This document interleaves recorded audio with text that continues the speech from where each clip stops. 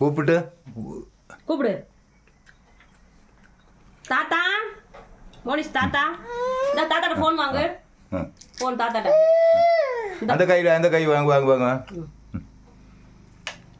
ஆ வாங்கிக்க ஆ தாத்தா அச்சா காது வழி எடுத்து போகும் அவ்வா தாத்தா அவ்வா தாத்தா அவ்வா தாத்தா அப்படியே பேசிட்டு இருக்கோம். ஓ கடவுளை ஹாய் மூட உட்காந்து வாசப்படியில் உட்காந்துட்டோம்னா போறாங்க வராங்களா அண்ணா மாமா வேணா புளிக்குது நீ சாப்பிட மாட்டாங்க சும்மா வச்சிருக்கியா ഇത് ഇവർ കുഞ്ഞ് വരുമ്പോൾ ആ ഒരു കയ്യ് ഇതില്ല, അതേപോലെ തന്നെ കാലിനുള്ള സ്വാധീനക്കുറവ് ഒരു സൈഡ്, അതേപോലെ തന്നെ സംസാരിക്കില്ലായിരുന്നു.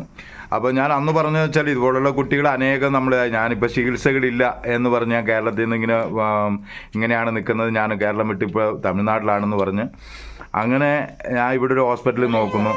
അങ്ങനെ ഇത് കഴിഞ്ഞ് വരുമ്പോൾ ഈ കൈ ഇതാണുകളാണ് തൂങ്ങിക്കിടക്കുണ്ടായിരുന്നുള്ളൂ. ഇപ്പോൾ അവന് കൈകളെല്ലാം ഇതായി ഇപ്പിടിയാടിയേ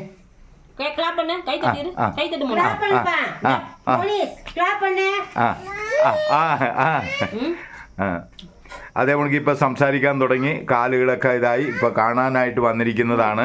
ഇപ്പൊ നല്ല ഇതായിട്ടുണ്ട്. കാരണം വെച്ചാൽ ഞാൻ 3 വർഷത്തെ ട്രീറ്റ്മെന്റ് കാരണം ആദ്യമേ സംസാരശേഷി തുടങ്ങും, കാല് കൈകൾക്ക് ശരിയായതിനു ശേഷമാണ് സംസാരശേഷി തുടങ്ങുള്ളൂ എന്നാണ് പറഞ്ഞിരുന്നത്.